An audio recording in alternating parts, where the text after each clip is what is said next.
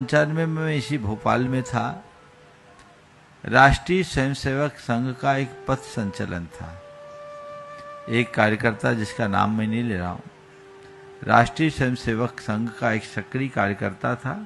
उसके साथ उसका 5 साल का बेटा था। वो भी हाफ पैंट, सफेद शर्ट और टोपी, काली टोपी पहनकर हाथ में इतनी सी रूल लेकर आया था। मैंने जब उसके पिता से पूछा तो बोला, महाराज जी मैं इसे राष्ट्र के लिए पाल रहा हूं, मेरी इच्छा है कि मैं इसे राष्ट्र को समर्पित कर दूं। मैं तो गृहस्थी में फंस गया, मैं चाहता हूं मेरा बेटा राष्ट्रीय स्वयंसेवक संघ का प्रचारक बने, राष्ट्र के लिए काम करे। मैंने उस बेटे से कहा, क्यों तुम्हारे पिता पापा कह रहे हैं वो सही है। छोड़ते ही बेटे ने कहा, महाराज श्री क्षमा कीजिए, हमारे पापा नहीं हैं, ये हमारे पिताजी हैं।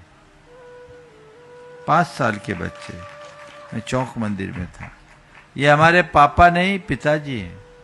मैंने कहा ठीक है, तुम्हारे पिताजी कह रहे हैं कि तुम्हें प्रचारक बनाएंगे, कभी तुम्हारे पिताजी भी ऐसे कहते थे, उनने शादी कर ली, तुम भी कर लोगे क्या?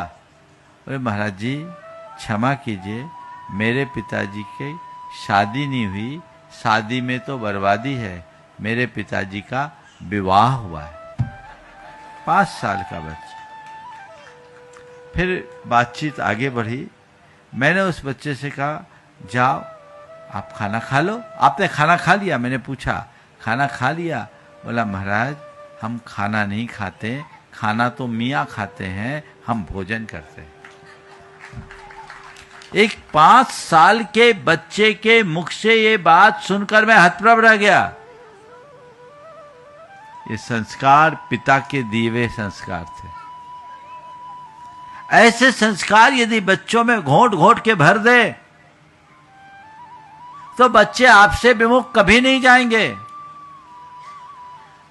इसलिए मैं पुनः दोहराता हूं, बच्चों को धर्म सिखाने की जगह बच्चों में धर्म जगाने का उपक्रम कीजिए।